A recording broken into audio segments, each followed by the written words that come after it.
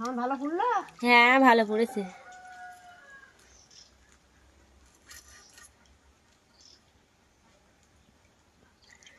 এখন শীতের সময় কিন্তু বন্ধুরা মাছ পড়ছে না, সকাল থেকে মাছ ছিপ দিয়ে অনেক চেষ্টা করেছে, ছিপটা এখন ওখানে রাখা হয়েছে।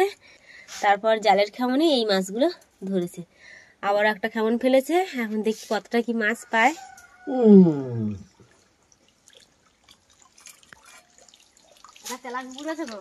বড় খারাপ না,